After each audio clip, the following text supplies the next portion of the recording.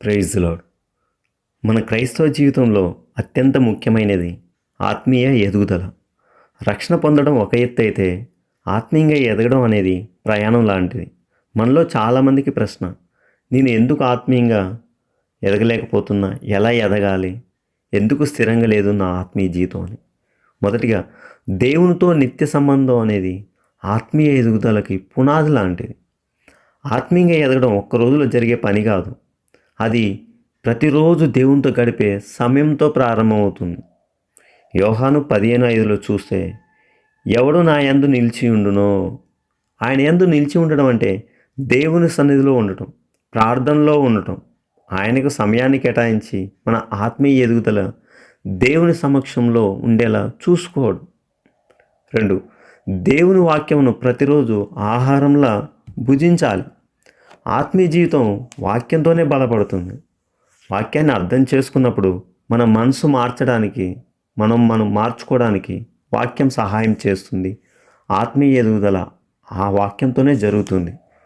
1 పేతురు 2:3లో చూస్తే, నిర్మలమైన వాక్యమును పాల వలన, అంటే వాక్యాన్ని చదవటం, వినడం, జ్ఞాపకం పెట్టుకోవడం, దాన్ని మన జీవితంలో అమలు చేసుకోవడం వల్ల ఆత్మీయ ఎదగడం అనేది సాధ్యమవుతుంది. బైబిల్ చదవకుండా ఆత్మీయంగా ఎదగడం అనేది అసాధ్యం. 3, పరిశుద్ధాత్మ నడిపింపునకు లోబడాలి. ఆ విధంగా లోబడితే ఆత్మీయంగా ఎదుగుతాం.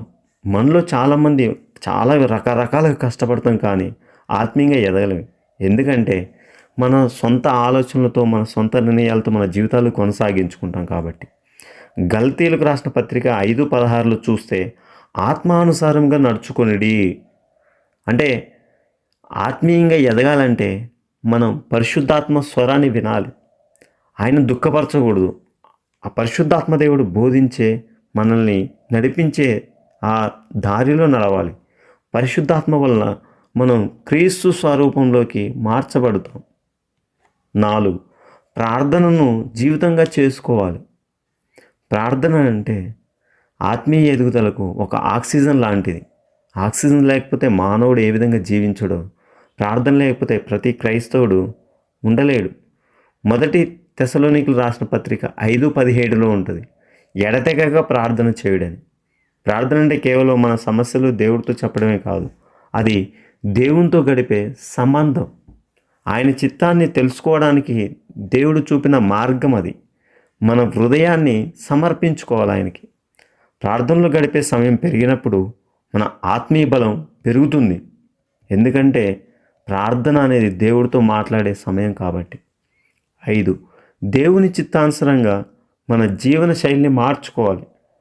ఆత్మీయ ఎదుగుదల అంటే మన పాపపు స్వభావాలను విడిచిపెట్టి కొత్త మనిషిగా మారడం, కొత్తగా ధరించిన స్వభావం. ఎఫెసీ పత్రిక 4:22-24లో చూస్తే, అక్కడ క్లియర్గా ఉంటుంది, మోసకరమైన దురాశ వలన చెడు స్వభావాలను విడిచిపెట్టి దేవుని పోలికగా సృష్టించబడిన నవీన స్వభావం ధరించుకోమని. క్రైస్తవ జీవితం ఎప్పటికీ ఒంటరి కాదు. అదేవిధంగా సహవాసం అవసరం. హెబ్రీయులకు రాసిన పత్రిక 10:25లో ఆత్మీయ ఎదుగుదలలో సంఘం ఎందుకు అవసరం అనేది అక్కడ రాయబడి ఉంటుంది. సహవాసం అనేది అదొక సహకారం, ప్రార్థన, బలం పొందుకుంటాం. బోధలు మనకు మార్గదర్శనాన్ని ఇస్తాయి. సంఘం లేకుండా బలహీనంగా మార్చబడతాం. మరొకటి, స్వీయ పరీక్ష చేసుకోవాలి. అంటే సెల్ఫ్ ఎగ్జామినేషన్. మనకి మనం ఆత్మీయంగా ఎలా ఎదుగుతున్నాము, అసలు ఎదుగుతున్నామా లేదా అనేది తరచూ, అంటే రోజు మన జీవితాన్ని పరిశీలన చేసుకోవాలి. 2 కొరింథీయులకు రాసిన పత్రిక 13:5లో చూస్తే, మిమ్మల్ని మీరే పరీక్షించుకోండి అని ఉంటుంది. అంటే ప్రతిరోజు మన జీవిత విధానాన్ని, అంటే మన ప్రార్థన జీవితం ఏ విధంగా ఉంది, వాక్యంలో స్థిరంగా ఉన్నామా, వాక్యం చదువుతున్నామా, స్వభావంలో మార్పు వచ్చిందా, ప్రేమ, దయ ఇవి ఉన్నాయా, లేకపోతే అదే పాపపు, లేకపోతే కోపము, ఇలాంటి ఆలోచనలు ఉన్నాయా అనేది పరిశీలన చేసుకోవాలి. పరిశీలించే హృదయం ఉన్నవాడు ఆత్మీయతలో ఎదుగుతాడు.